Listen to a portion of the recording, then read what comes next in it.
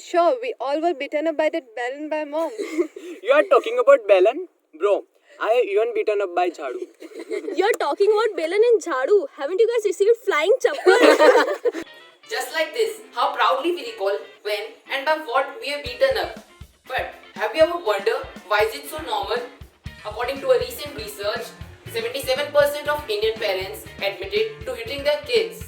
मारो हमको जिंदा मत छोड़ो सालो. When a parent tries to get their children to behave well by hitting them, अगर यहाँ से हिला ना तो दो दूंगा कान के नीचे इधर. that parent is telling them that hitting people who are smaller and weaker than you is an acceptable way of getting what you want from them. परंपरा, प्रतिष्ठा, अनुशासन. But this isn't seen as abuse or not even a bad parenting. In fact, it's a way to toughen up a kid who needs to learn how to behave. क्या कर रहे हो विक्रम? इसी के लायक है. बेशर्मों को और कोई भाषा समझ में नहीं आती. At the end of the day, there's a lot advantage in living in a society like India that values family bonds. Hitting your children may stop their bad behavior, but it will damage them and your relationship with them in the long run. Please let your teenage child feel loved, heard, and seen as an independent being. Guys, I gained 3 kgs of weight last week. You are talking about weight. Last month my full face was covered with pimples. And it was very horrendous. Well. In my mid-teen years, my nickname was Acne Bomb. We all tend to worry so much about our looks from a very young age. Powder लगाओ, cream लगाओ, काजल लगाओ. And also become a gossip topic for our classmates, seniors, and for those neighborhood aunties. We've all seen people criticizing teenagers on how short he is, how thin he is, How much acne he have? How proud she is. काला किसको बोल रही है रे? Music.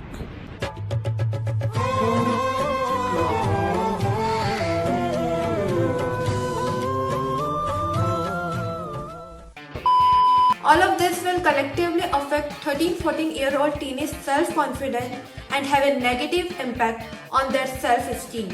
rather than telling them that do not eat too much else you will gain weight or avoid oily food that you will have acne. आज भी चेहरे पे लेप नहीं लगाया. They just remind them you are beautiful just the way you are as you are going through puberty.